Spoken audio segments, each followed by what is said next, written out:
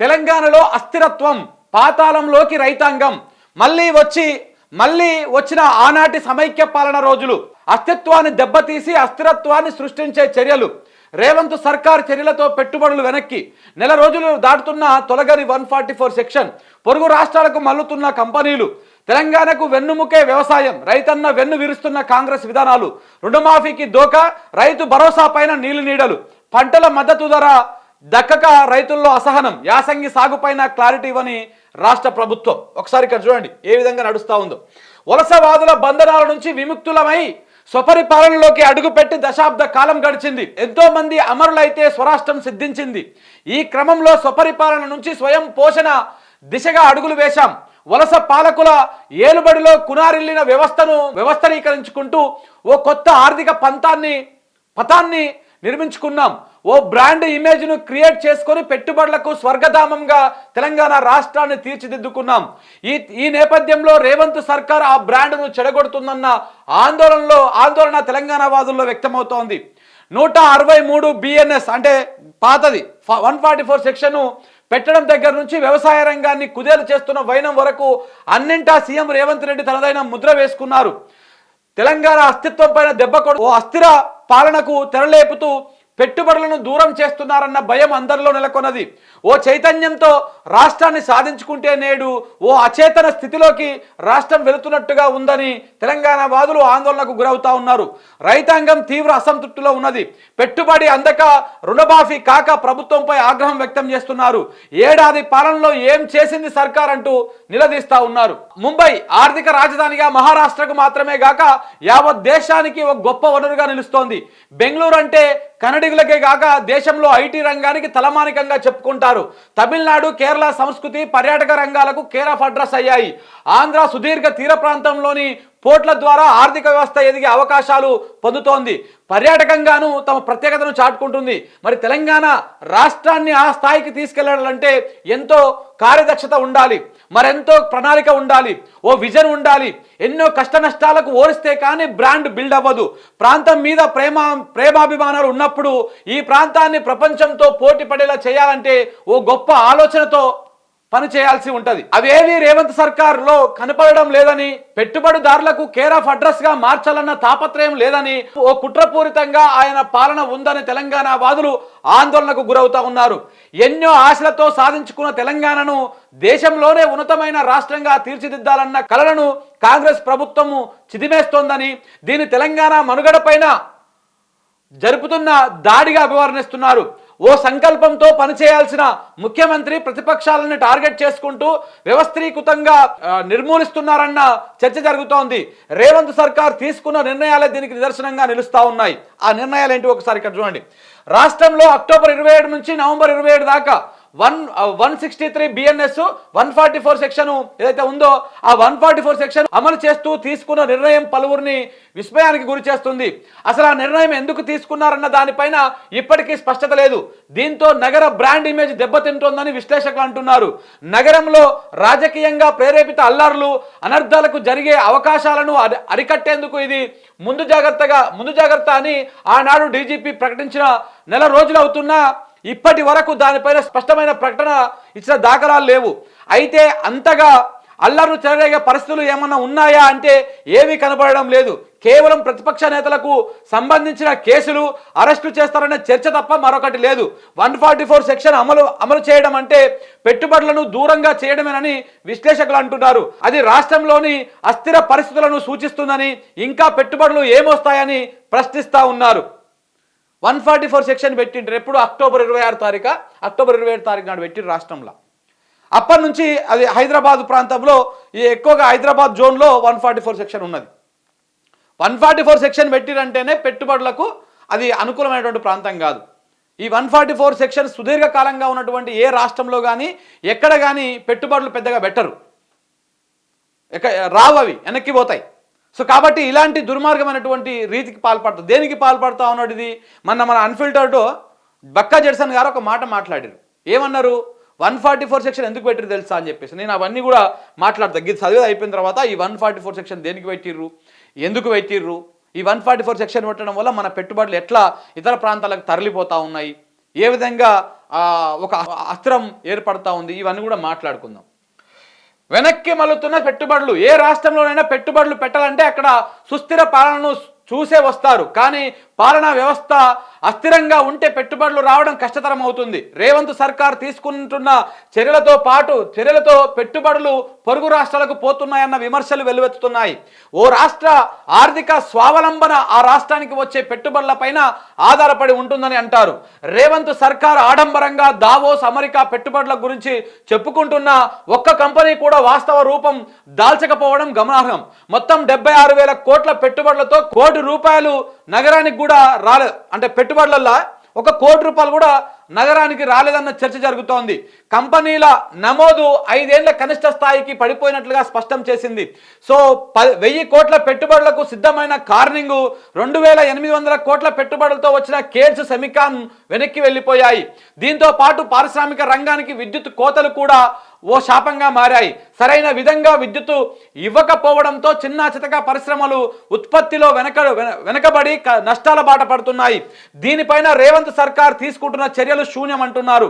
So విద్యుత్ ఒప్పందాలపైన దర్యాప్తులకు ఆదేశించడంతో పెట్టుబడులు కూడా వెనకడుగు వేసే సందర్భం ఇది. ఈ కరెంటు కొనుగోళ్లలో కూడా అవినీతి జరిగిందని చెప్పేసి రేవంత్ రెడ్డి గారు ఏం చేసిరు, ఆ ఒప్పందాల మీద ఆ విద్యుత్ ప్లాంట్ల ఏర్పాట్ల మీద ఒక కమిషన్ ఏర్పాటు చేసి దాని మీద రచ్చ చేస్తూ ఉన్నారు. ఇవన్నీ చూసినటువంటి ఎవరన్నా వచ్చి పెట్టుబడులు పెడతారా? పెట్టరు. ఇంకొకటి టెన్షన్లో ఫార్మా రంగం. ఇక ఫార్మా సంగతి ప్రత్యేకంగా చెప్పాల్సిన అవసరం లేదు. ఫార్మాసిటీ స్థానంలో ఇండస్ట్రియల్ కారిడార్ తీసుకురావడము, సీఎం సొంత నియోజకవర్గం కొడంగల్లో రైతుల ఆందోళనకు దిగిన విషయము తెలిసిందే. రేవంత్ సర్కార్ నిర్ణయాలతో కొన్ని కంపెనీలు ఏపీకి ఇతర రాష్ట్రాలకు తరలి వెళ్ళిపోయాయి. దీంతో ఫార్మా కంపెనీలు తెలంగాణ అంటే 1-2 సార్లు ఆలోచించాల్సిన పరిస్థితి తలెత్తింది. ఇక వ్యవసాయ రంగం గురించి చూడండి. వ్యవసాయ రంగం కూడా కుదేలవుతోంది. అయినా పట్టించుకునే నాదుడే లేడు. రైతు వెన్నెముకను విరగొట్టి రైతు బంధు చేసి రుణమాఫీ పేరుతో తాత్సారం చేసిన సర్కారు వ్యవసాయ రంగాన్ని అతలాకుతలం చేసిందన్న చర్చ జరుగుతోంది. రైతులు తీవ్ర అసంతృప్తితో ఉన్నారు. అధికారంలోకి వచ్చినప్పటి నుంచి మోసపూరిత ధోరణితో ప్రభుత్వం ఉందని హామీలు ఇవ్వడం తప్ప వాటిని అమలు చేసిన పరిస్థితి లేదంటున్నారు. రుణమాఫీ వచ్చిన వెంటనే చేస్తామని చివరకు లోక్సభ ఎన్నికలు రావడంతో మాఫీ ప్రయత్నాలు ముమ్మరం చేసిందంటున్నారు. ఎన్నికల్లో లబ్ధి పొందేందుకు దేవుళ్ల పైన ఓట్లు వేసి 4 విడతల్లో సుమారు 21,000 కోట్లు చేసిందని మండిపడుతున్నారు. ఇప్పుడు రైతు భరోసా కూడా సంక్రాంతికి అంటూ కొత్త భాగోతానికి తెరలేపిందని రైతులు విమర్శిస్తున్నారు. ఇంకా కొన్ని లక్షల మంది రైతులకు రుణమాఫీ కోసం ఎదురు చూస్తున్నారని, ధాన్యం కొనుగోళ్లపైన సరైన ప్రణాళిక లేదని అంటున్నారు. వర్షానికి తడిచి ఎండకు ఎండడంతో సరైన రాబడి లేక రైతులు తీవ్రంగా నష్టపోతున్నారు. 500 బోనస్ కూడా హులక్కే అని చెప్పేసి అయ్యింది. చివరకు నష్టానికి మిల్లర్లకు అమ్ముకోవాల్సి వస్తుందని సగటు రైతు ఆవేదన వ్యక్తం చేస్తూ ఉన్నాడు. ఒకసారి ఇక్కడ చూస్తే ఏ విధంగా రైతాంగం మీద రేవంత్ రెడ్డి, హైదరాబాద్ మీద రైతాంగం మీద రేవంత్ రెడ్డి కుట్ర ఎట్లా ఉందో ఒకసారి మీకు ఇక్కడ వివరిస్తాం మిత్రులు. ఒకటి హైదరాబాద్ మీద, రెండవది రైతుల మీద, అంటే వ్యవసాయం మీద.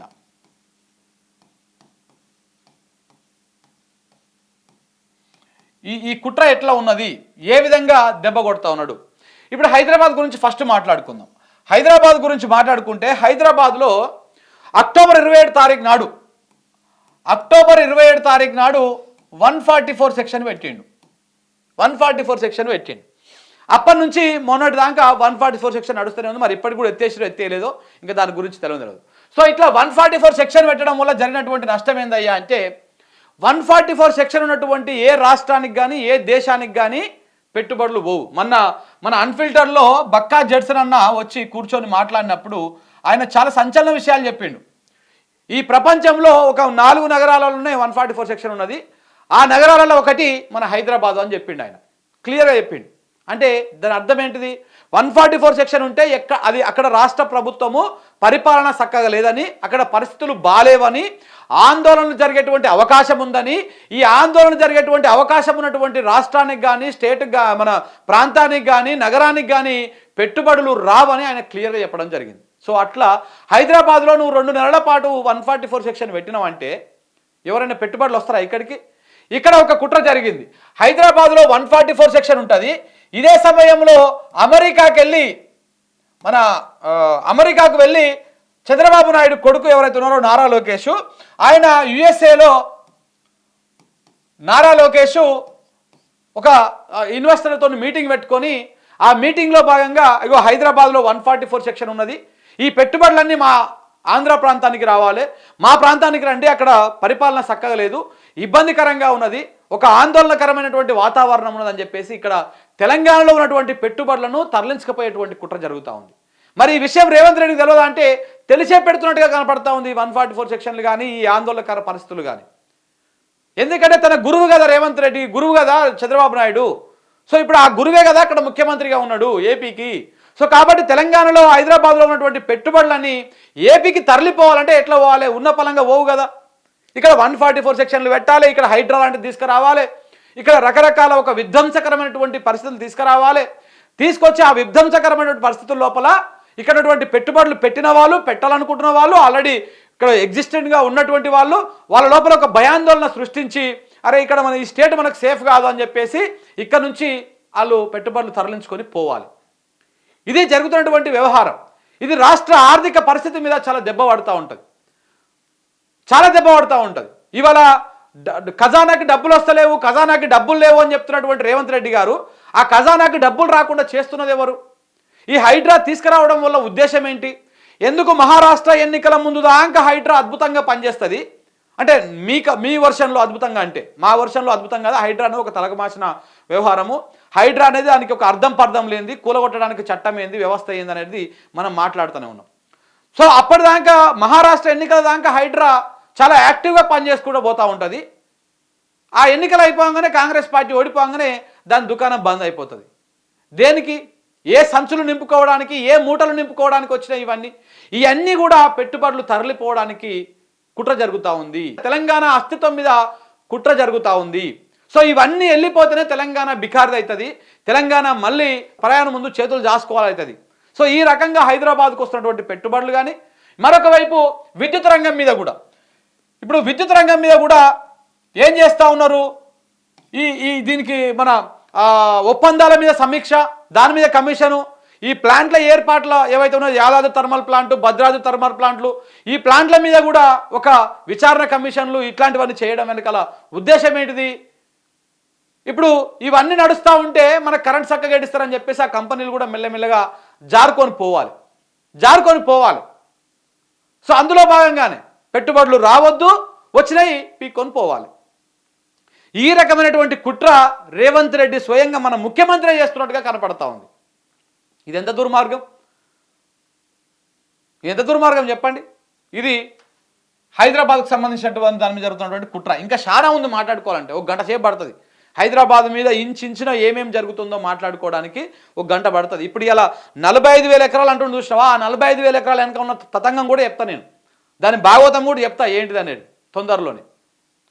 ఆ 45,000 ఆయన చంద్రబాబు నాయుడేమో 30,000 ఎకరాలల్లో అమరావతి కడతా అని చెప్పిండు, కానీ 45,000 ఎకరాలలో ఫ్యూచర్ సిటీ కడతాడంట. ఉన్న హైదరాబాద్ని చక్కగా పెట్టనీక, ఇక్కడ 144 సెక్షన్ లేకుండా, శాంతి భద్రతలకు ఎలాంటి విఘాతం కలగకుండా చూసుకోనిక చేత కాదు, కానీ ఆడ కొత్త సిటీ కడతాడట 45,000 ఎకరాలలో రేవంత్ రెడ్డి. ఇలాంటి మహానుభావుడు దేనికి చేస్తా ఉన్నాడు ఆ ప్రయత్నం?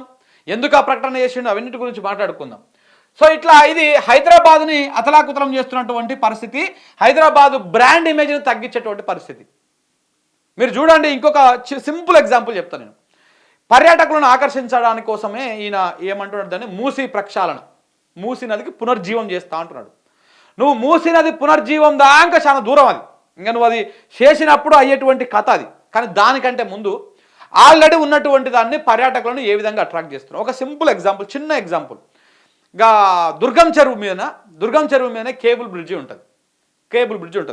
ఆ కేబుల్ బ్రిడ్జి బ్యూటిఫికేషన్ ఏం తెలుసా? బ్యూటిఫుల్ వ్యూ అని తెలుసా?